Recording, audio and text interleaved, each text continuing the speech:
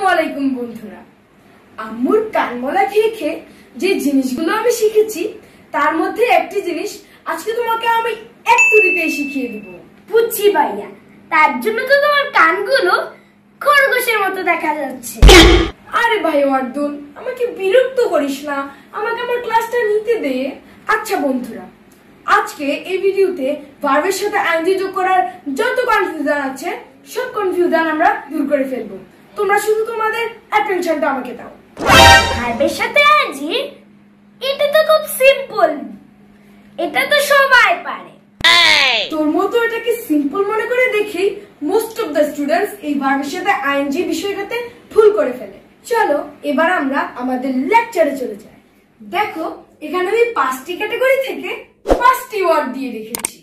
এই ক্যাটাগরিগুলো যদি তোমরা বুঝে যাও তাহলে এরকম হাজারো ওয়ার্ডের সাথে আইএনজি যোগ করা তোমাদের কাছে পানির মতো সোজা হয়ে যাবে। পানি পানি হো গাই। ওয়ার্দুন, পড়ার সময় ফাজলামো করার স্বভাবটা এখনো তোর গেল না। চলো বন্ধুরা, এখন আমরা কাট ভার্বটির সাথে আইএনজি যোগ করব। Cut plus I N G equal to C U T. এখন আমাদেরকে এটার সাথে আইএনজি যোগ করতে হবে, কিন্তু আমরা যদি এখন এটার সাথে ডিরেক্টলি আইএনজি যোগ করে ফেলি তাহলে কিন্তু এই ওয়ার্ডটা ভুল হবে। কারণ মনে রাখবে, যখন কোনো ওয়ার্ড একটি সিলেবল বিশিষ্ট হবে এবং তার শেষে কনসোনেন্ট থাকবে, কনসোনেন্টের পূর্বে যদি একটি ভাওয়েল থাকে, যেমন এখানে ভাওয়েল আছে ইউ, তখন সেই ওয়ার্ডটার লাস্টের কনসোনেন্টটা ডাবল হয়ে গিয়ে আইএনজি হবে। যেমন কাট, লাস্টের কনসোনেন্ট টি যেহেতু, তাহলে এটা ডাবল হয়ে যাবে, কাট তারপরে ING, I N G, cutting. চলে আসো পরের ওয়ার্ডটিতে। পরের ওয়ার্ডটি কি? ফ্লাই।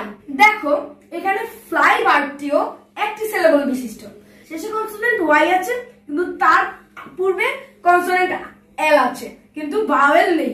যেহেতু কোনো এই সূত্রে পড়ছে না, সেহেতু আমরা রেগুলার ফর্মে আইএনজি যোগ করে ফেলবো, আই এন জি। এবার থার্ড ওয়ার্ডটিতে চলে আসো। থার্ড ওয়ার্ডটি কি? ইট। ইট ওগুলোর মতোই একটি সিলেবল বিশিষ্ট, কিন্তু দেখো যে এখানে শেষে কনসোনেন্ট আছে, ঠিক আছে, কিন্তু তার পূর্বে ভাওয়েল আছে, এর পূর্বে আরো একটা ভাওয়েল আছে, মানে কনসোনেন্টের পূর্বে দুইটা ভাওয়েল আছে এবং পূর্বে একাধিক ভাওয়েল থাকে, তাহলে সেটা রেগুলার ফর্মে আইএনজি যোগ হবে, ডাবল কনসোনেন্ট করা লাগবে না। ইট, আই এন জি, ইটিং। ওকে, এবার চলে আসো 4 নাম্বার ক্যাটাগরিতে। 4 নাম্বার ক্যাটাগরিতে আছে কি? কাম। দেখো এই ভার্বটার শেষে ই আছে। মনে রাখবে, যখন কোনো ওয়ার্ডের শেষে ই থাকবে এবং সেই ইটা উচ্চারণ হবে না, তখন সেই লাস্টের ইটা উঠে গিয়ে আইএনজি যোগ হবে। দেখো এখানে কিন্তু ইটা উচ্চারণ হচ্ছে না, কামের যদি আমি ইটা বাদ দিয়ে দিই, ইটা ধরে রাখি, কাম উচ্চারণ হচ্ছে, তাহলে এটা কিন্তু উচ্চারণ হচ্ছে না। তাহলে আমরা যখন এটার সাথে আই এন জি যোগ করব, তখন এটা কি লাস্টের ইটা উঠে যাবে, সি ও এম, তারপর আমরা এটা উঠিয়ে দিয়ে আইএনজি যোগ করে ফেললাম। এবার আসো লাস্ট ক্যাটাগরিটাতে। লাস্ট ক্যাটাগরিটাতে আছে কি? সি। যখন কোন ওয়ার্ডের শেষে ই থাকবে এবং সেই ইটা উচ্চারিত হবে, দেখো লাস্টের শেষে কিন্তু ই উচ্চারিত হচ্ছে, রস্ব ই, সি, রস্ব ইটা উচ্চারিত হচ্ছে, তখন আমাদের ইটা উঠে যাবে না, ইটা না উঠে আইএনজি যোগ হয়ে যাবে।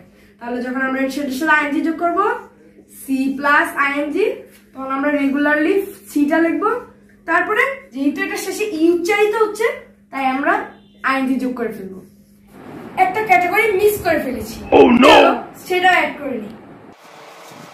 সেই ক্যাটাগরিটা হচ্ছে 6 নাম্বার ক্যাটাগরি, এল আই ই। আমরা উদাহরণটা দিচ্ছি, এল আই ই, লাই। মনে রাখবা, যখন কোন ওয়ার্ডের শেষে ই থাকবে এবং তার পূর্বে আই থাকবে, তখন সে ই এবং আই এই দুইটার বদলে, এই দুইটার বাদ দিয়ে এই দুইটার বদলে আমরা ওয়াই যোগ করব, ঠিক আছে, এবং তারপর আমরা সাধারণভাবে আইএনজি যোগ করে দেব।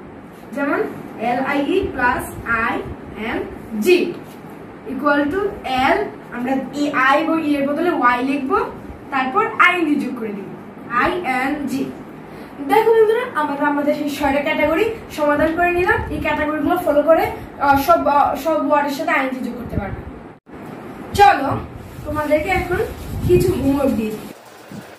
বন্ধুরা, তোমরা এই ওয়ার্ডগুলোর সাথে আইএনজি যোগ করে আমাদের কমেন্ট বক্সে দিয়ে দিও। ভাইয়া খুব সুন্দর করে বুঝিয়েছে। যদি তুমি এই পরীক্ষাতে ভুল করো না, পিঠে খাবে। কি বলছিস সেগুলো? তুই যা তো এখান থেকে, আমি আম্মুকে কিন্তু কমপ্লেন করব। ভিডিও পেতে আমাদের চ্যানেলটিকে সাবস্ক্রাইব করে রাখবে। লাইক এবং শেয়ার করতে ভুলো না।